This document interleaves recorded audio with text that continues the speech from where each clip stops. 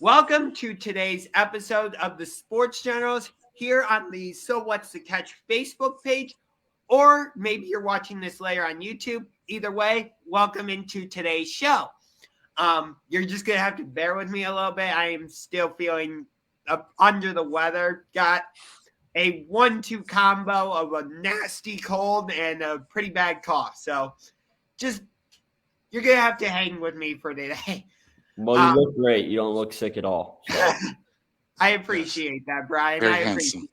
appreciate it. Anyway, so Bryan, I know how you are about the NBA playoffs, that once the Cavs got eliminated, you didn't really continue to watch. And I understand that. I've been watching. I just haven't been watching like I did when the Cavs were involved. You know what I mean? Yeah, I got you. Yeah, I just kind of been passively watching. I watched the game last night, though. Yeah. Yeah. I'm with you. I'm not quite with you, but I'm with you at the same time, if that makes sense. Where, like, especially when I'm watching the Hawks Heat series, it drives me crazy because it's like I said to you yesterday, we were up 14 against Atlanta in that play-in game, and we were in a position to win. Yeah, that's what makes it so hard for me is once my team's out of it and you see some of the other teams still in it, you're like, man, I think we could have beat these guys. Yeah. And feel like you're missing out on something. Exactly. Do I think we could have beat Miami in a 7-game series, though? No. I'm not that crazy. I don't think we get swept, though. Huh? I don't think we'd get swept, though. I think we'd make a series out of it. Yeah, I think we could have made a series out of it. Mm-hmm. We wouldn't have lost as bad as they did the first game also, so that. Yeah. I said this to Bryan, I said this to you and James in our group chat, but I just don't like it when series end in sweeps because it just, for me, it's just not that fun. It's like, well, that series wasn't fun to watch. Yeah, that's the one thing, like, that's why this stage of the NBA playoffs is, like, the hardest for me to pay attention to. You know what I mean? Because there's a lot of mismatches. And I'm with you. Those series that end in 4 games, it's like it's almost unwatchable, especially if they're not particularly close games. So, yeah, I hate to see them end early, too. So I'm with you there. But once it gets to, like, the conference finals, though, I'm back into it. I'll be watching all those games. Yeah. But this first round of the playoffs, so it's always so hit or miss. Some of these series have been really good, and the other ones look like they're probably going to end up being blowouts and sweeps. Yeah, first of all, I have to admit I was dead wrong about the Philadelphia-Toronto series because I saw what Toronto did in the regular season against Philadelphia. Like, they gave the 76ers trouble because they had that size and length that I thought could bother the 76ers. But, Philly's been able to make the adjustments that they needed to, and they've won the first 3 games. Granted, they needed the Joel Embiid buzzer beater to win last night's game in overtime, but still. Mm-hmm. Did you guys notice, though, that the final series where Joel Embiid hit that game-winning 3-pointer, prior to that, how did they get the ball back? Because from what I've seen, it looked like he hit the backboard, and I would have thought time expires. So, did anybody pay attention to that final series? I was watching. I did not notice that, so I'd have to go back. You might be right, but I wasn't paying close enough attention to have noticed that. I'd have to go back and take a look at it. Mm-hmm. Yeah. But, yeah, it was a huge shot. Like the rest, they blundered the call. Mm-hmm. I think it's interesting. And it was just a crazy one. Yeah. I think once the playoff matchups all got set, I think we all circled the Boston-Brooklyn series as the most intriguing. Maybe the most intriguing first-round series in recent memory. I'm not going to say the most intriguing in NBA history because there's been plenty. But, yeah, no, in recent memory, you're 100% correct, Josh. Like, when do you see a 7 seed that has, a Kevin Durant and a Kyrie Irving on their team? You know what I mean? Like, that's pretty wild. So, yeah, it's not your typical first round series. And I agree with you. This is the one that I was definitely the most interested in, for sure. I was too. I was Right. too. And going So, into it, you would have thought that it would have been more of an even balanced game or series rather, but it seemed like Boston's starting to run away with that series now. yeah, it's not often you say like game threes are must win, but game 3 for Brooklyn is absolutely must win. It feels like it. It feels like it. Boston's got all the momentum. You know, they had the game winner at the last second in the first game. You know, they won the second game in front of their home crowd after another comeback. And yeah, they've got all the momentum in the world. If they lose game 1 in Brooklyn, they're in some serious trouble. Where have you seen such a defense swarm Kevin Durant, make him so uncomfortable before? Like, I've never really seen him that flustered. And usually he starts to adapt and able to find his sweet spots on the court, but it seems like he's really struggling to find just to even catch the ball for that sake. Yeah, Ime Udoka is coaching circles around Steve Nash in this series. It makes, honestly, with the way Brooklyn is playing, it makes me wonder if Steve Nash is even coaching, to be honest with you. Yeah, you don't see a lot of plays being run. It's a lot of street ball, a lot of, you know, one-on-ones. That's exactly what I'm saying. Like, part of that's that they've had injuries throughout the season, so they've never really played together as a whole team, as a whole unit. But part of that too is that that's their style, that's their game. You know, it's like we're just going to beat you based off of talent alone. And yeah, Boston has a way smarter approach to this series for sure. yeah, I think they caught Brooklyn by surprise, and I think if they do lose game 3, that there's a good chance they get swept. yeah. If they win game 3, if they win game 3 and they look good, Brooklyn's still a team that can definitely fight back and make a series out of this. So I don't count them out yet. But if they lose the next one, though, they're in trouble. Oh yeah, I'm not like mailing it in and saying this series is over, but Brooklyn was up 17 in game 2. You have Kevin Durant and Kyrie Irving. You should not be blowing a 17-point lead. Granted, Kevin Durant went 0 for 10 in the second half. That's ridiculous. Yeah, it was the worst half of basketball in his career. He's never went 0 for 10 and a half. So part of that's Kevin Durant having one of the worst nights of his career. Fortunately for him, he got to the foul line 20 times, so he still scored 20 points. But yeah, he's 0 for 10. He didn't look good. Kyrie Irving, he's playing through Ramadan and fasting, and we saw him break his fast eating on the bench, and so he didn't look like himself. I don't think that helped at all. But yeah, Boston's definitely got the better game plan. They're playing great defense. But yeah, I still think that game 3, I think Brooklyn probably wins game 3. And I still think that this is a 7-game series. But we'll see. Yeah, I picked up some things too. Just watching the film, one thing I noticed that's a little different than usual for playing against Kevin Durant is they're starting to pick Kevin Durant up, not only at the perimeter, but usually when they have let's say a defender that's checking, let's say someone on Brooklyn that's off in the corner, they're leaving them alone. They're just coming to suffocate him. And they're even doing it on the left or the right-hand side. And Durant hasn't really seen that before. Normally, when you try to swarm him, he's so tall where he can either raise up and shoot over everyone, or he could raise up and make that pass. But they're sending taller defenders than normal, and they're sending the small, scrappy defenders. So I think that may be one of the reasons why he is struggling the way he is. Yeah, that's a fair thing. Quick note, just wanted to say if you are celebrating Passover, if you are celebrating Ramadan, hope you are having a good holiday. And for those of you who celebrate Easter, hope you also had a good holiday. No, it was important to say. But yeah, I thought it was also important to mention, that Kyrie Irving is observing Ramadan, and so he's playing through.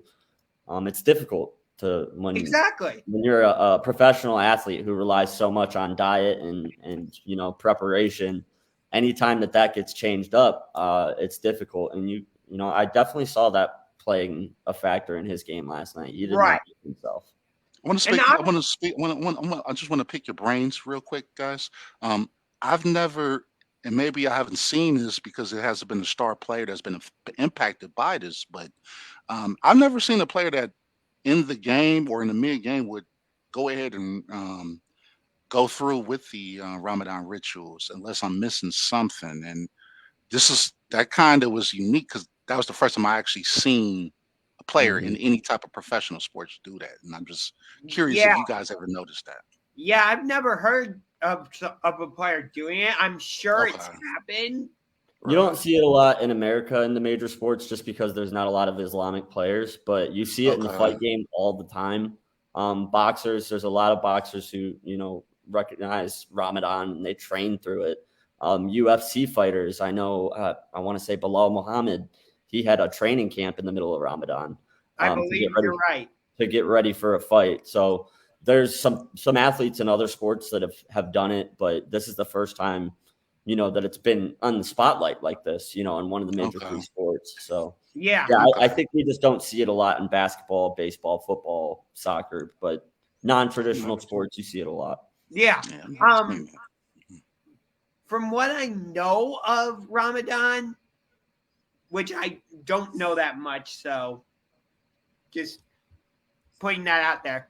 But from what I do know is you're supposed to fast during the day and you're allowed to eat and drink at night.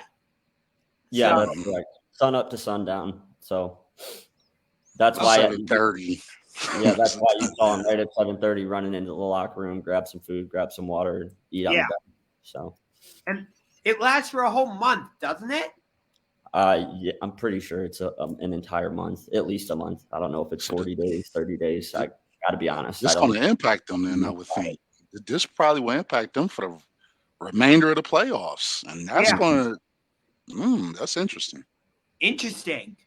And it's Bryan Essence Collins says, Enes Kanter highlighted his fasting a lot when he was in the NBA. I think Hakeem talked about it too from years ago.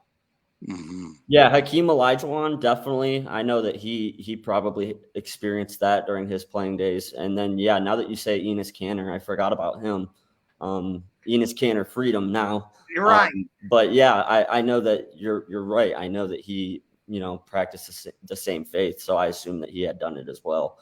But to Jason's point, though, I don't remember ever seeing it in person, like someone break their fast on camera. It was like, oh, it was like a real powerful moment. Yeah. And another thing, though, also, I maybe I haven't heard this, but I don't believe that Kyrie has even went public in saying that he was practicing Islam. And the only reason I say that, my grandmother's a big fan of his, and she kept telling me, you know what, I think he is Islam. Or Muslim, but he never went on record as saying it. So I'm just wondering if you guys heard anything him even mentioning that for this. No, I haven't heard anything about it. Mm-hmm. I knew that he practiced Islam, but I know that he's not super public with it. He's right. It's not something he likes to champion or anything like that. I think it's more of a personal thing for him. But the only reason I particularly knew that is I'm a big Kyrie Irving fan, Yeah. So I follow him on Twitter, Instagram, everywhere you can follow him. So I've seen him make mention of it in his socials, but it's always been really subtle and respectful, It's interesting that he doesn't come out and publicly say any of that type of stuff, because we know he's come out and said publicly he's come out and done his whole vaccination stance of I'm not getting the vaccine and I'm not going to get it all into that. But I believe he was really public about that because he had to be, though, Josh. That's true. Because he was suspended. Well, not suspended, but he wasn't playing. So there was no getting around that. It's not something that he ever wanted to be public. It was something that ended up having to be public, if that makes sense. Yeah, that's a fair point, actually. Yeah. He's never been a guy that wants a lot of his personal business out there. Like every interview I've seen with him is usually basketball focused. You know what I mean?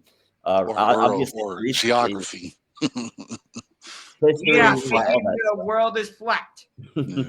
yeah, I mean, he's definitely had some interesting thoughts and ideas over the years, but like in terms of his personal life and his, religion and things like that, I don't really remember him ever being super public about that. Yeah. So while I disagree with a lot of his stances on stuff, I appreciate that he seems to be a thinker, and he seems to go into deep thought about a lot of the stuff, this type of stuff that he says. Mm-hmm. So I appreciate that part of him. I mean, he's a man of his convictions. He forfeited millions of dollars to not play this year. And I don't care what anybody he made millions, raked in millions, but I understand. I don't care what anybody says. I don't care how many millions you have. If you're willing to sacrifice $1 million to do anything, that means you really believe in it. So Yeah. whether you agree with him or not, I think that he's always been someone who sticks by his convictions. Exactly. I like that about him. Yeah. There are other aspects of him that I personally don't like. I think I've made that perfectly clear. But yeah, you're a hater. We know that. You're a constructive thinker. I guess that's one way of putting it. You don't like him. You could say it. You don't have to like everybody. It's all right. No. He does but you know what? He does rub a lot of people the wrong way. And I have a rule that if you won that championship, you're always a Cal for life, and I still stand by that. And I look at him as just that family member where he was like, man, come on, man, like, why you doing this? Why you saying that? But I still love you at the end of the day. It's just, damn, why you always got to do that, Kyrie?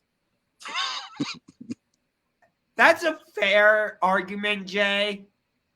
And I don't totally disagree with you, but it's just like once he left Cleveland, something changed with him. I don't know what it was that changed with him, but Probably you're seeing how the looking at business me all runs. confused, Bryan. I'm waiting to see where you're going with this.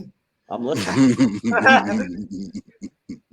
Because I know how you are when you raise an eyebrow. You're like, where is he going with this? I've got very going somewhere. I'm waiting.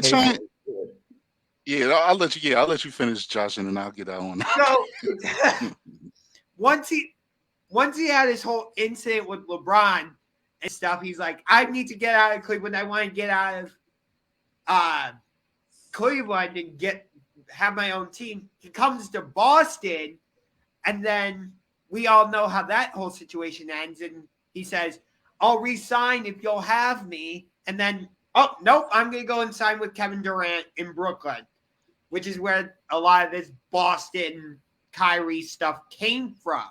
Mm-hmm. So I think that I was gonna say, I think that well, you gotta look at it from his angle, okay? Because it's two sides to this spectrum. correct. He was a calf. He had no problem playing here, and he was good with what was going on. I think that he changed once he seen the behind the scenes of playing with LeBron and how the powers that be control the narrative versus the hard work, hard effort on the court does. And I believe that really affected him. And it wasn't like he told Dan Gilbert to trade him. We traded him there. So, it wasn't like he was under contract for an additional year. I honestly, I would have kept him and tried to make them work it out in the off season. But we traded him. It wasn't of his request. And I think that part is what impacted him for the long run. I thought he did request a trade to go to Boston. Right? I could be wrong. They had the best package for us. Well, they thought, and I'll say they, meaning Dan Gilbert, thought that was the best package, even though it wasn't. I don't know why we didn't get Jason Tatum or or Jaylen Brown. That's neither here nor there. But the Yeah, we package got that was on the Isaiah table, Thomas. It was Isaiah Thomas, Jay Crowder, yeah, Ante Zizic, that and was then a 2018 unprotected first-round pick from Brooklyn. It was a three-way deal. So, yeah. which that was terrible. Yeah. But what can you do? Isaiah Thomas, though, he had that, bright postseason in Boston, and a lot of people thought he might do something here, but he kind of fizzled out. Fresh off of hip surgery, though, you would have thought that the brass of Cavs management would have known that he was pretty much damaged. So Yeah, why even take that on? Yeah, I hear what you're coming. I definitely agree with what you're saying there. Yeah. I don't know. I mean, once LeBron was going to be gone, Kyrie was always going to be gone. Yeah. That's just how it was, and I don't necessarily hold that against Kyrie in particular. I think it's more of it's what the league is now. Outside of guys like Steph Curry, like there's not many people that are drafted to a team and stay there their whole careers. Like these guys go and they link up other places, and that's when they end up winning. We saw it with Kawhi Leonard. We've seen it with a lot of other guys. They move elsewhere, they join up with somebody, they win a championship. So Team USA, it's part of it's part of the business now. Like once he realized that the writing was on the wall, that LeBron was on his way to LA, it's like of course he wanted to be traded. Look what happened. Look where the Cavs were. We were in the cellar for the next few years after that. Right. You might as well call those Team USA to be a part of that. Like I wouldn't want to been a part of that train wreck either. You might as well call them Team USA training camps, just Team USA collusion camps, because that's where all of this stuff starts to happen. They start to get in each other's ears. Hey, man, I think it'll be easier for us if you come join us or I come join y'all. And the founder of all of that, of course, is King James. So no, I have to respect. I think Boston's the founder of it with bingo. Yeah, when they made a trade though. They made a trade, not free agencies. I know, that's a whole but different ball game. I 100% agree with Bryan on this. I think they were the first big three, and LeBron just followed their footsteps. Yes, I think that's the way. I think you can say Magic, Kareem, and James Worthy. That's the first big three. But I think this was the first big three to control their own destiny and be free agents, and then plant their way to go to a team versus being traded. Because I think those are like apples and oranges comparison, in my opinion. Well, yeah, that's fair. When a player is making a choice where they go, as opposed to being dealt somewhere, that's definitely a lot different. Yeah, KG love Minnesota. Yeah, it is different, but still, Bryan, I 100% agree with you. It was not Miami that started the big three or super team era. It was Boston. No, it was the Lakers. No, we're talking in the modern era, like in today's game, post Jordan era. We'll call it that. The post Michael Jordan era. I would say that the first super team was Boston. Yeah. A lot of people argue it was the Spurs, because they were a dynasty and they did their thing, but they weren't really like a big three. They were more of a complete team than a big three. So I just think like post Jordan era. I think that I don't know if LeBron ever would have left Cleveland and went to Miami and done what he did had he not seen the way it was done in Boston. I think that planted the seed in his head. He saw that, and we saw him take that jersey off in that game we lost against Boston, and it was like, yep, he's gone. Yeah. Oh yeah. I don't know, guys. I just think it's a different setup, man. I think free agents choosing a location and then all sacrificing contract amounts just to all play together versus team trading or making trade or getting assets, or like the Spurs building through the draft each year, making the right draft picks, hitting on each cylinder. I think those are all different avenues, and a super team that's built from ground up versus a super team that is created on the off season, that's way different. It's interesting though.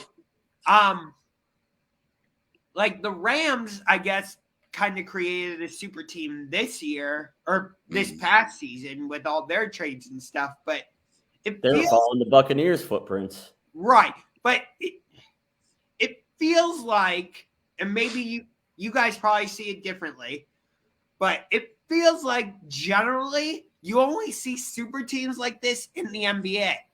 You don't really see super teams like this in the NFL, or it's kind of hard to make a super team, I guess, in Major League Baseball. I mean, the Dodgers, Yankees I and would say, Lakers. the I Dodgers, mean, it's just a numbers thing. There's only 5 guys on the court at a time. right? Whereas baseball, you've got 9 players in the lineup, 9 players in the field. Soccer, you've got 11 players. Hockey, you only have 5 players at a time, but you're only on the ice for a minute and a half at a time. Right. And then you're out. So it's like you can't create super teams in those leagues because one player can't tip the scales as heavily.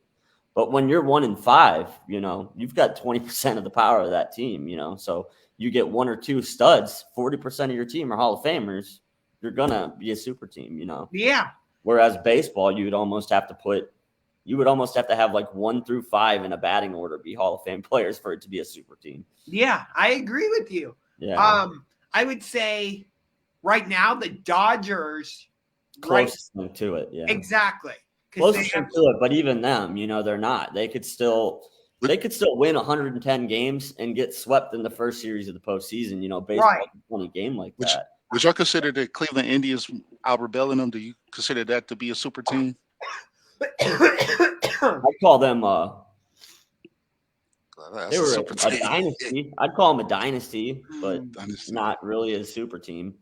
Let's define super team. Then. I think that'll help us all get on the same page because a dynasty, I would think you have to have a super team to have a dynasty. I think that has to all correlate. Well, yeah. I mean, to be fair though, we didn't even have a dynasty. They never won a championship. That's the problem with that Cleveland team. That's true. It's hard to call them anything when you didn't win a World Series. Hey, but check this out: the Heat, right? If you would have told me that they were only going to win 2 championships out of 4 years, I would say that's a failure. I think 50% is great. It's hard to win a championship. And also think about this, Jay.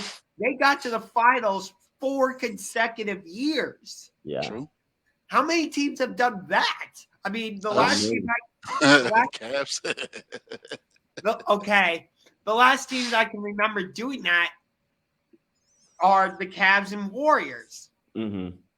I think the Warriors actually went to 5 consecutive finals. I think that's actually, Jason, that's a good point. I think that defines a super team. If you find yourself in the championship multiple times over a 5-year period, like you're a super team. And Hall of Famers, or just in the I think you got to have Hall of Fame talent too. You got you've got to have like transcendent talents to be considered a super team. Okay, so by that logic, before Kevin Durant joined them, would you say the Golden State Warriors were a super team?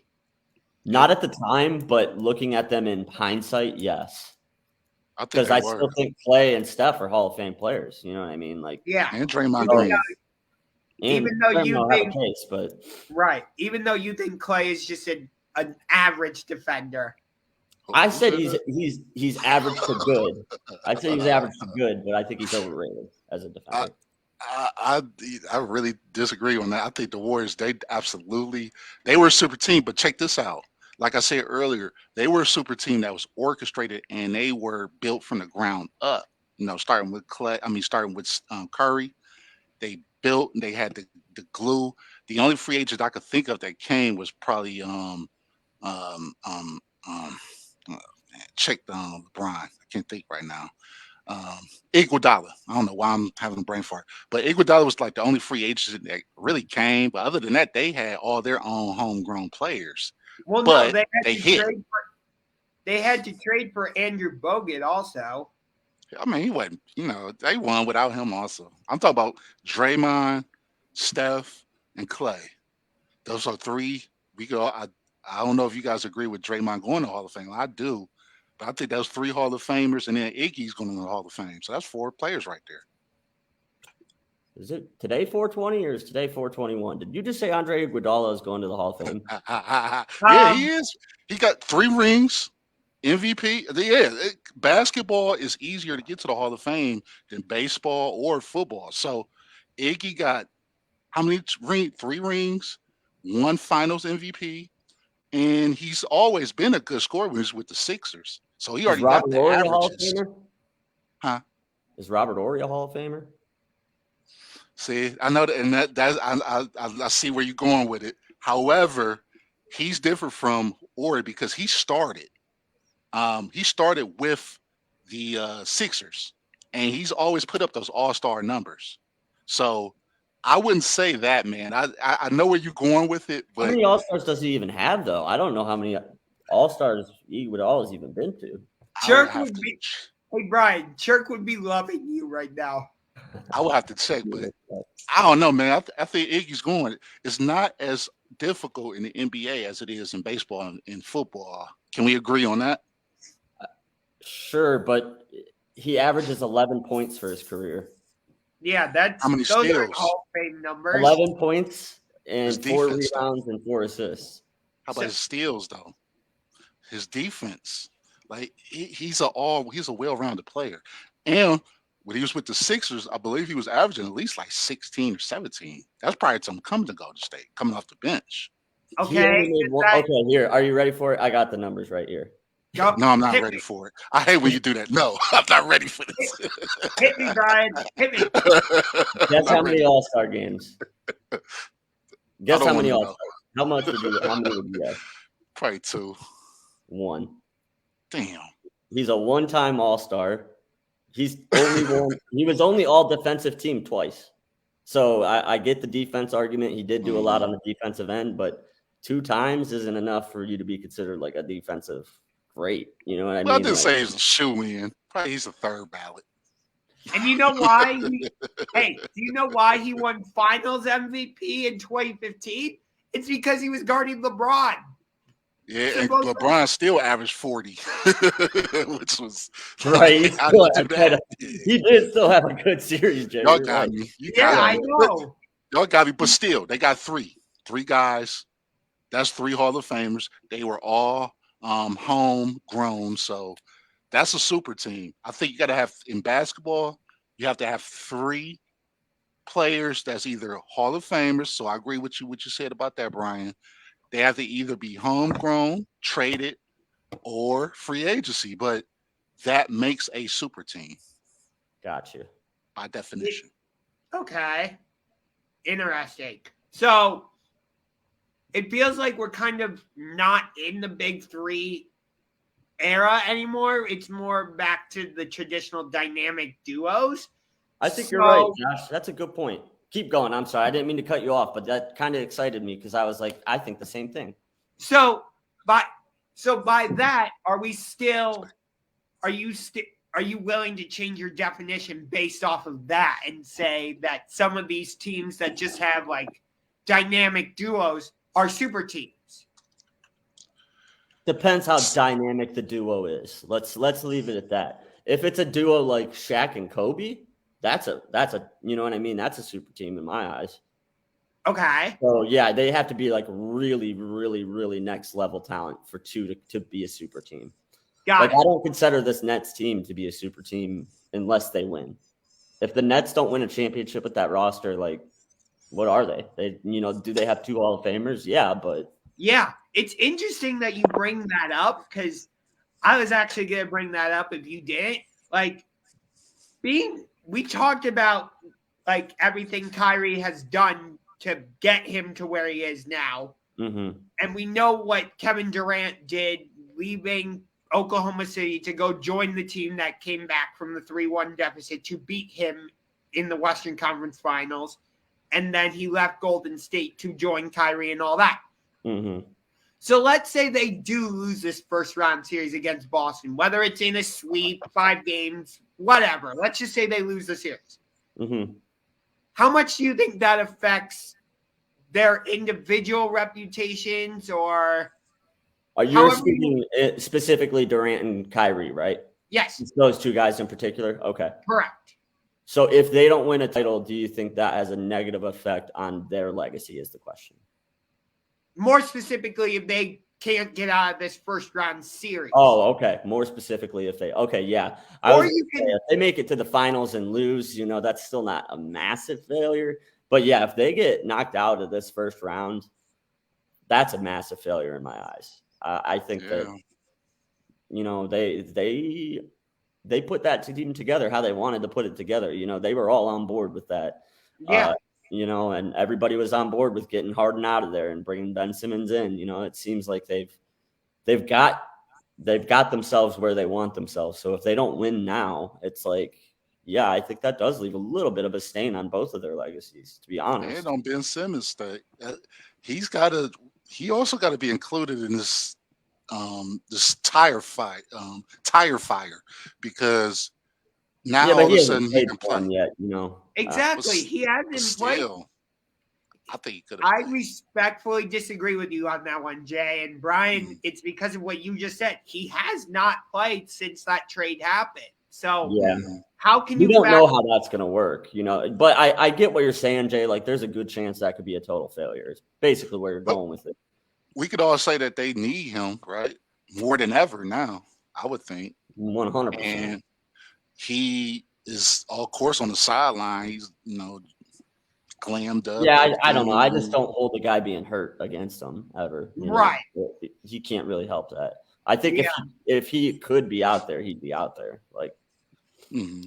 I don't think that he's like, you know, causing any kind of issues with the team or anything like that. Yeah. I would say as of right now, Philadelphia's won that trade. Well, between- 100% because they've at least got a guy on the court, you know, contributing. Yeah. The further that Harden goes, I think that also puts the stain even dirtier on the Yeah. Nets. Yeah. If Harden has massive success and Philly makes it to the finals, for example, they're going to look silly for sure. Yeah. Mhm. I think Harden does need a deep playoff run this year to clean up his own reputation, though, because, you know, I think a lot of people view him as like a quitter because I get it. He got booted out of Brooklyn, but can't you say also that he also kind of quit on the Nets at the same time? Yeah, he's a quitter. I mean, let's call it for what it is. If he doesn't like the situation, he's going to get his way out the situation, whether that's gaining weight and trying to get trade. Like he's built different, unfortunately, and he does quit on teams, and that's Right. documented. He's done it twice. He did it he quit on Houston to get to Brooklyn, and then he quit on Brooklyn to get to Philadelphia. So I don't know how you guys feel about it, but yeah, I think he needs a deep playoff run this season to clean up his reputation. And Embiid, Yeah, for sure. I think they both need this, because I'm telling you, the final play, I don't know how he got their ball, how they were able to get the ball back, but I swear, I watched that full game, and Embiid almost choked that game away. I mean, it was one where he had just a brain fart, and the ball almost got stole. Like he just was fumbling, and that's something that we've came to notice about him. And minus that 3-point shot at the end of the game, had that not happened, we having a whole different talk now. Yeah. That's the thing though. Like, I said this yesterday on So What's the Catch? Even like I said at the beginning, I'm upset that the Cavs aren't in the playoffs, but I'm still heavily invested in watching, especially some of these Eastern Conference first round matchups, because like I personally don't like the Philadelphia 76ers. I think after how the 4 games went during the regular season, I think the Cavaliers and 76ers have a rivalry. I wrote an article about that for Fanside. I will put that link in the description of this video so you can go and read it. But, I also don't like the Nets, not just because they eliminated us in the play-in or sent us into that winner-go-home game, but I don't like Kevin Durant because of his actions to leave Oklahoma City and go to Golden State. And as much as I liked Kyrie for hitting the shot that essentially won us the championship, a lot of his antics and stuff have made me turn against him. So whether I feel like you turned against him as soon as he became a Boston Celtic. no, That's how I remember things, but no, no. It's more of his antics now and like the way I just don't like how he's acting and I got you. Well, whether you like it or not, you're going to see his jersey retired in the rafters at Romo Fijo before it's all said and done. You think so? I think so. I know so. Yeah. I mean, he's the best point guard we've had in, a long time. Just Terrell Bryan. That's a throwback name. Right. Yeah, but I was just telling Jason about what I said yesterday about how like I'm still invested because I have this hate. What did we call it yesterday? You're a hate watcher. Yes, hate watcher. It's like people who buy the Floyd Mayweather fights that don't care who he fights. They just want to see him leave. Or lose, I mean. That's so fitting. Yeah, that's a hate watcher. I mean, in the Western Conference, some of these playoff series are intriguing to me, so I'm like, "Ooh, I'm gonna watch this." Some of those series have been better than others, like we said at the beginning. Phoenix they're starting to look shaky, though. Yeah, I was actually gonna mention that. Mm-hmm. Do you think? I think the Suns can still win this first round series against New Orleans, but what's the situation with Devin Booker? Do they have a timetable yet? He's out for game 3 and 4. Yeah, game 3 and 4. Yeah, they might be in trouble. And they playing in New Orleans, I believe now. I still think the Suns win the series, but not having Devin Booker is massive. I mean, that is. Do you think there's a chance this series could go the full 7 games now? Absolutely. Yeah, I mean, if he's out for the next 2, then possibly. So let me ask you this. Looking at it from the Pelicans' point of view, Brandon Ingram and CJ McCollum have started playing really well together. And some of their other pieces have started fitting in. So here's the I forget the saying that it was on the tip of my tongue. Elephant in the room. What did they do with Zion? Yeah, he's not conditioning himself. I just don't get it, man. Man, let's say he did play. Man, it would be so fun watching the Pelicans. Like, you could realistically see them getting at least to the second round, if not the conference finals in the West. Because that team, they already had the talent. And it's making the Lakers kick themselves in the butt. Like, man, we got rid of who? We got rid of him? Oh, man. Yeah, I agree. I think so, too. Yeah, that series, I think Zion being back with the Pelicans, I think he'll have a spot on that team. I think they'll find a way to make the 3 of them. If he makes it, if he makes it back ever. I mean, he's been gone for how long now? And we keep seeing these awesome videos of him working out, but, still short. So, yeah, it's kind of hard to predict Zion's future. Like, we know what his potential is, but we don't know what he's going to produce when he comes back. So I think it'll be interesting to see how he fits in with Ingram and, the way that things are going there now. But I don't think that he makes them worse by any means. That's for sure. The evil empires are already starting to get their antlers into him, meaning the Lakers and the Knicks. You're starting to hear those talks ramp up now, especially with the Lakers. The rumor is eventually they're going to clear house and get ready for the summer of, I believe 2023 is when he's a free agent, I believe. I'm not sure. I've heard they might be looking to move Westbrook and all kinds of things about the Lakers. So I mean, they have to hire a new coach. I wouldn't be surprised if they go out and hire Mark Jackson, the former Warriors head coach. Maybe they start to play under their current coach, though. Who knows? They're playing good under them. Who? The Pelicans. What? The You're talking about the Lakers. Pelicans. I think Yeah, Josh was talking about the Lakers. Oh, yeah. okay. I thought we were No, they talking.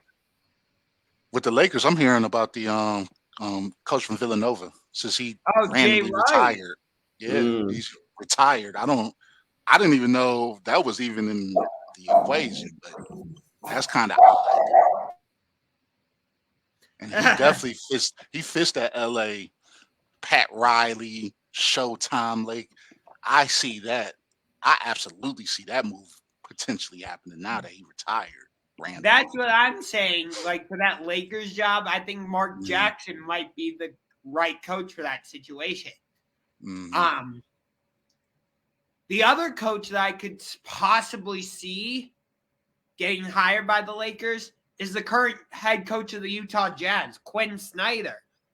Because let's say the Jazz fail to do anything in this playoff run, maybe they decide to blow it up and just completely start over. Yeah, I I can see mean, that happening. no? No, I could see it happening, but Quinn Snyder's. I mean, he's decent. He's a solid coach, but I mean, what has he really done? Like besides have one of the best teams throughout regular season, and it seems to be a repeated movie that we watch, where it's best team regular season, then we either losing in the first or the second round, and this happens every time he has a team that starts to get the momentum. So Yeah. I could see it, but I think there's better um, potential replacements than him. On that note, actually, um, if Utah decides to blow it up this season, do you think they trade both Donovan Mitchell and Rudy Gobert, or do you think they just trade one or the other? Oh, now that's interesting, man. Because I mean, they have it. They played together what for about 3 years now. Same results, like, and it's just a matter of time before one of them requests a trade. And then prior to the COVID situation, I know that there was some type of rumblings about them having turmoil in the locker room between them two because of that. So I would think that they will probably try to keep Donovan Mitchell and probably try to move Gobert versus moving Mitchell. But I would hate to see that happen to Utah because I think that they need they just need those type of stars to keep them relevant, and it Hey, would be a shame. if Donovan Mitchell were to get traded to a certain team to be paired up with Darius Garland, Evan Mobley, and Jared Allen, Oh my I God. would not say no to that one. Absolutely not. I'll say yes, yes, and hell yes, because now you got that one alpha male where he knows what it takes to get his points on the court. We already got the pieces. In fact, if you think about it, the Cavs, because we've been constructed so good now, we really are just missing that guy. That guy that, hey, it's fourth quarter and we down, and there's 1 minute left. We need you to get these buckets for us. We need that guy, and that would be fantastic. And we got the assets. Okay, so let me ask you this. In that hypothetical, let's say we do Mhm. trade for Donovan Mitchell. Would you have Darius be the point guard and Mitchell be the shooting guard, or would Yeah, you have so you would not have Donovan play point guard and have Darius no, be shooting guard? absolutely. Yeah, I would have Darius is a better point guard because he's more of a general, a floor general that's not looking to score. Donovan Mitchell is looking to score, and he naturally is a two. So, yeah, I would absolutely just have him like a seamless transition. Have him be a two. Of course, they could do that half and half. Uh, I got the ball at half court, so now I can control it, or vice versa, or I could bring it up. But I'll have him be the two all day. So give me your starting lineup in that hypothetical.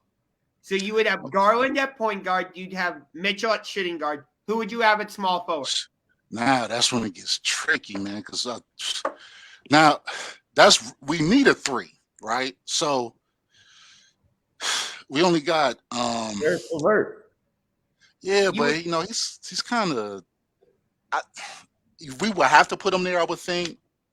But I think we still need a 3, to shore up our team. Because absolutely, yeah, we need a 3, man. There's no way to look around it. We got all of our pieces filled. We really Okay. don't need him. You know what I mean? So we don't need him, but it's great to have him. We can fit him in there, but we got to get 3 should be our priority. So in this hypothetical, your starting lineup would be Darius Garland at point guard, Donovan Mitchell shooting guard, Karis LeVert small forward, Yes, sir. Evan Mobley power forward, Jared Allen center. Do I have that correct? It look like finals to me. Solid roster right there. Hell yeah. And I don't see a team in the East probably besides, I mean, of course, the Bucks, the business usual teams, but that's a squad right there. That's a squad that could go into Boston, steal a game, and then close it out here. So yeah, but my question is, who do we trade get him though? Because we can't just add him without giving somebody up. We could trade Okora, and we could trade Rat Tail. And a couple of picks. We gotta give him we better give him something more than that. They're gonna have to throw in a couple first-round picks or something if they're gonna trade for him. I don't think you can make a realistic trade for him without including at least one of those 3 players. We can include two ones, Okoro, and then Sexton. I mean, and then our ones is, if you think about it, not gonna be lotto picks, so y'all gotta have them. Shit, I'll throw 3 of them. Well, our pick this year, since we didn't make the playoffs, is in the lottery that we had traded to Indiana or something like that. We get to keep our own pick, something like that. It's like the 15th or something like that. Probably. Something like that. I don't know. We still got a chance to move up, so. Yeah, I just don't see it being a realistic trade option. I wish it was. I mean, he's a great player, but I just don't. We'd have to give up quite a bit for him, and I don't know that it would be worth giving up quite that much for him. Because I just don't see where he fits. I think that he's a great player, but like him and Garland, I don't see them meshing together well. I think you got to have one or the other. You mean because they're both so ball dominant? Correct. Yeah, they're both very ball dominant players. So I just wouldn't be able to see that working out as great as people might imagine, and I just don't. I don't know how we would put together a trade package that they would take unless it includes Garland in it. Oh, well, I mean, first of all, Sexton, he still has trade value. And Okoro has trade value. He does. He missed this year. This actually helped his stock. He was scoring. He's still a scorer. He's still a top 8 pick. And he's only in his 3rd year. Well, no, his 4th year now. But we got him in the Okoro, and then we got ones. It's I think at trading draft picks as trading college kids that haven't even made it to the NBA yet. So it's like the GM from the Rams said, F them picks. It's just a pick. Yeah, if you're a major market team, though, like the Los Angeles Rams, you can do that, though. Like, we're a small market basketball team. We got our draft picks is even more stock because of that. That's what I mean. That's why it's like, do I want to give up 2 first-round picks and a guy that was taken in the top 10 before for a guy that may or may not fit in? So you like basically either one or the other. We're not going to be a team that builds through free agency. We're never going to be that. Right. If we want to make it, we're going to have to be a Golden State type team that builds through the draft, or an Oklahoma City type team that built through the draft. Like that's why it's like, I don't know that it would be worth hemorrhaging that much of our future for Donovan. I feel that. Yeah, okay, I'm with you. I'm just not as crazy about him. But Josh gave us the hypothetical, so it's worth entertaining for sure. Yeah, I mean it's worth entertaining. I just don't. But realistically, we need a 3. We need a 3, and I think we need all hands on deck. Whatever it takes to land us that small forward, we need to be listening and taking calls. Yeah, it's coming. LeBron's coming home. It's starting to look like that, unfortunately. I would, at his age, I don't know how the fit is, because it seems like we want to be a fast up and down team, whereas he wants to be slow down the game. Let's play in the half court. I How would much love points it. he averaged though? Like he just That's came true. off of a high scoring. He playing You the could have way won I MVP he if they got made 2 more years left, playing at a high clip. From if what the I've seen. Lakers didn't suck and weren't hot garbage, he had an argument for MVP this year. So I think he's a great player. You find a way to fit him in. Yeah. Mhm. So I would absolutely take him. No questions asked. I just bet you would. I mean, for God's sakes, he came Mhm. back and won Cleveland its third championship in 2016. yeah. Yeah.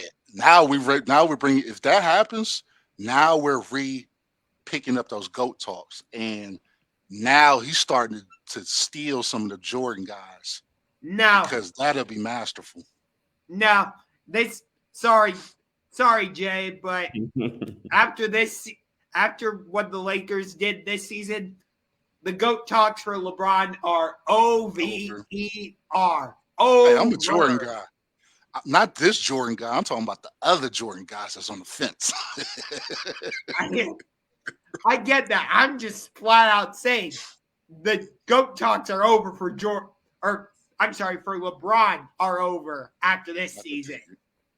Yeah, that bubble championship has an asterisk by it too. It really Exactly. does. A lot of people are already holding that against him. It was So a it's like, sham.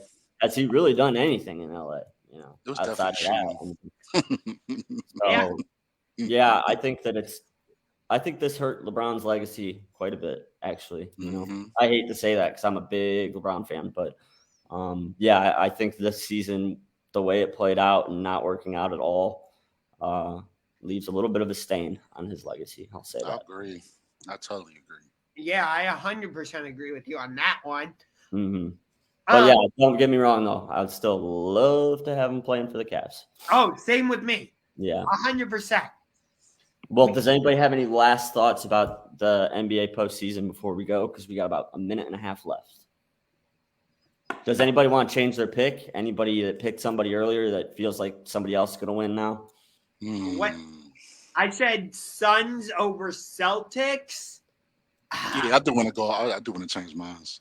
I got the I'm- Warriors going, and I'm going to stay with the Bucks. Devin Booker's injury has me concerned. I don't know. You know Warriors, what? they're kind of level. I'm loving what I'm seeing from Golden State. Yeah, they And running teams, man. I think Steph needs this title to clear up his reputation a little bit. We've talked about that on the show. Yeah, I've got Golden State now too. I think. Yeah, I'm going with Golden State now. I got Golden State over whoever wins the Brooklyn-Boston series. I'm going with Golden State over Boston in 7. Yeah, man. I might be on. I'm gonna stay with the Bucks. But I got the Bucks and Golden State. But I might be switching over to that. Depends on how they do next series. Yeah, look out. Middleton's got that injury he's dealing with. Yeah. Oh, he do. Yeah, that's I'm right. going with Golden State.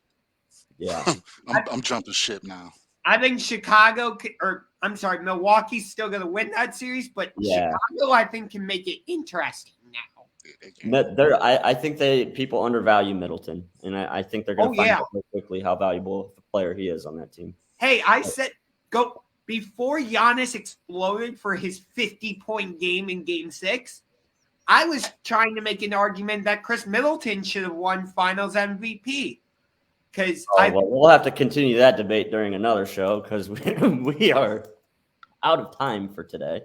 But yeah, I guess I see your point.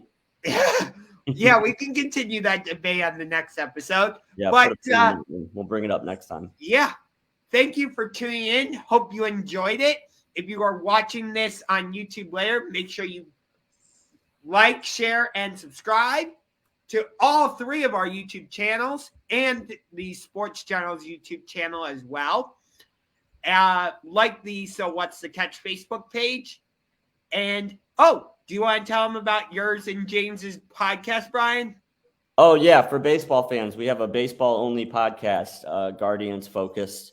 We do an episode at the end of every series. So at the end of every series, we wrap up the series and then preview the next one. So we're 4 episodes in right now. Check us out, iTunes, Spotify, all the places. We're on all of them. Guarding the Corner, This is Believeland podcast.